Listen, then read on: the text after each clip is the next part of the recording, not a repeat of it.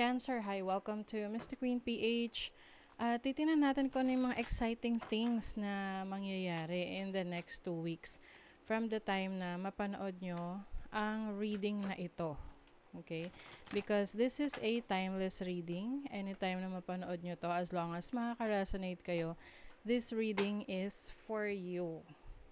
And also, kung interesado kayo sa private reading, meron tayong link sa description at sa pinned comment. Paki-check nyo na lang yung information kung paano mag-book for a private reading.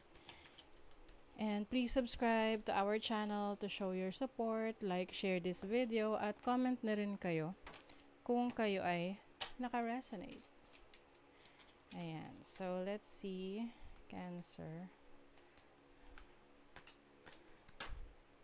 Ano yung mga exciting naganap sa inyo in the next 2 weeks?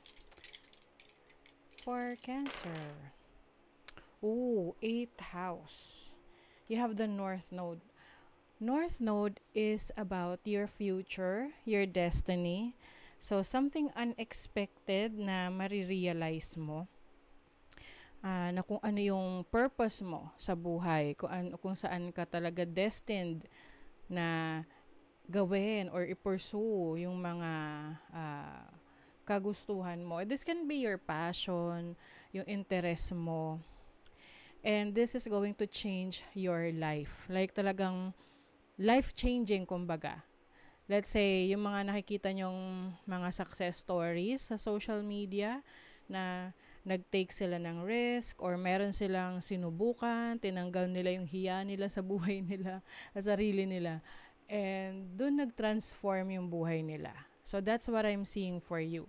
You are being led to your soul's purpose, to your destiny. With Aquarius energy here, this is about being unique.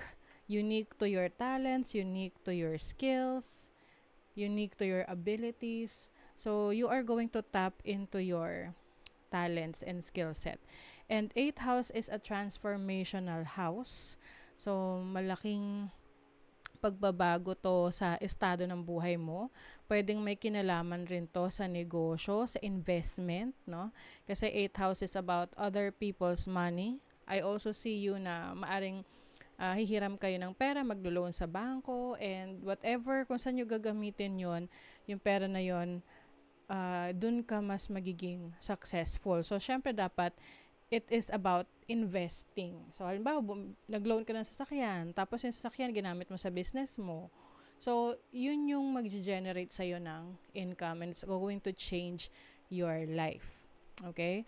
So, let's see. Big transformation to para sa inyo, Cancer.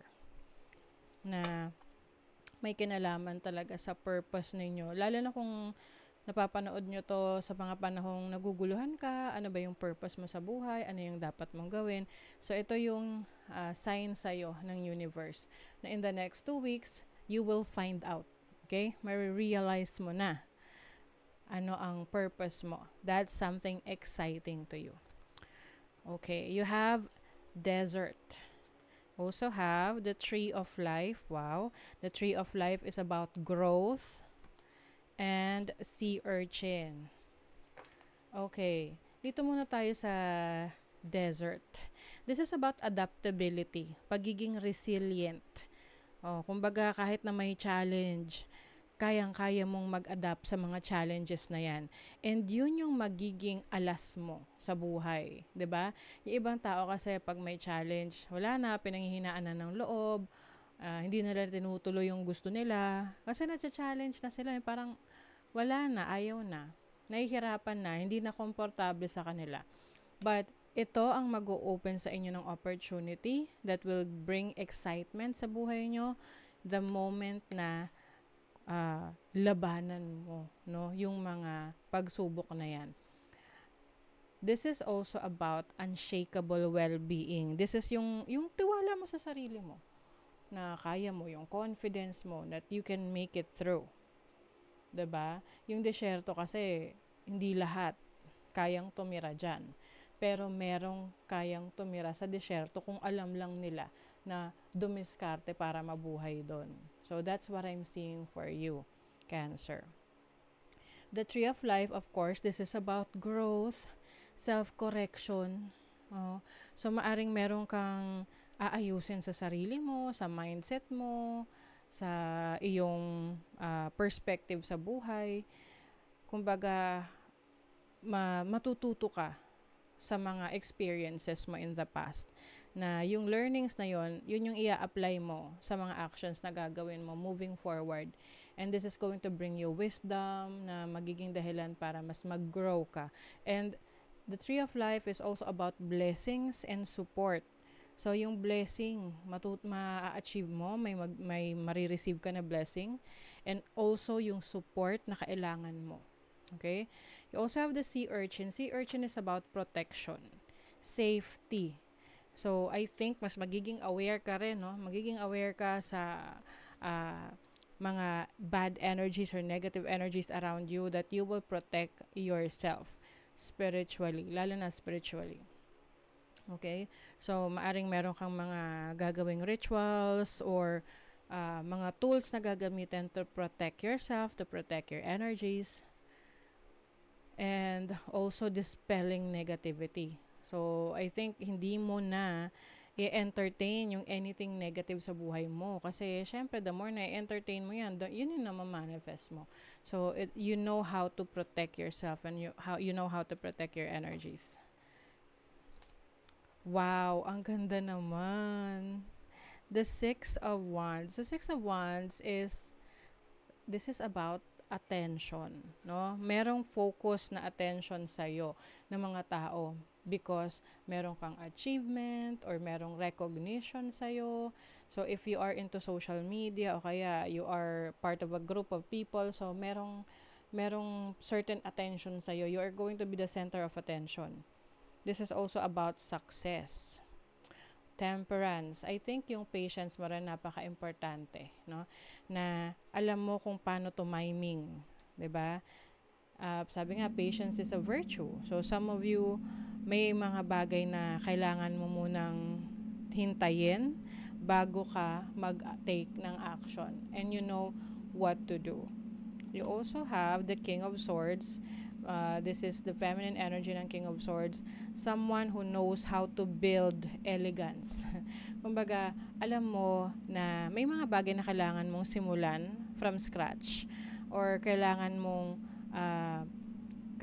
pagplanuhan bago ka mag-take ng action. And that's part of the patience na kailangan mo, na may mga bagay na hindi minamadali. Okay? You also have the Four of Swords. This is about taking care of yourself. This is healing. So, you are going to heal from within. Alam mo kung ano yung mga bagay na kailangan mong i-workout sa sarili mo. You also know how to take a rest, magpahinga kung kailangan mo. 'Di ba? Yung iba, halos wala ng pahinga, so nagkakaroon ng problema sa health nila. So, you have the Knight of Wands. This is taking a risk. This is also taking action sa panahon na sa tingin mo kailangan mo nang gawin. Kasi mararamdaman mo yan. Mararamdaman mo na kailangan mo nang umaksyon or mag-take ng first step and also to take risks. Meron ditong mice. So, ito, sabi rito, the robber mice take your treasure. Inside the house, they steal with pleasure. So, kumbaga, meron kang kailangan linisin. Literal, pwedeng literal or metaphorical, no? Sa buhay mo. Anything na nakakasira sa'yo. Okay? That's why itong protection na to is also dispelling negativity. Ikaw yung nakakaalam yan. Kung ano yung alam mo na hindi nakakabuti sa'yo, you're going to remove that. You also have ring. Ring is about commitment. So, the moment na you commit yourself doon sa mga goals mo, then definitely, you will get what you want and makakukuha mo yung resulta na gusto mo. You also have the fish. Wow, ang fish is about prosperity. Ayan. So, fortune is amassed. So, meron kang malaking makukuha This can be anything eh. Pwedeng followers, matataas yung followers mo sa social media, and you can use that tool to leverage, monetize, 'di ba? Oo.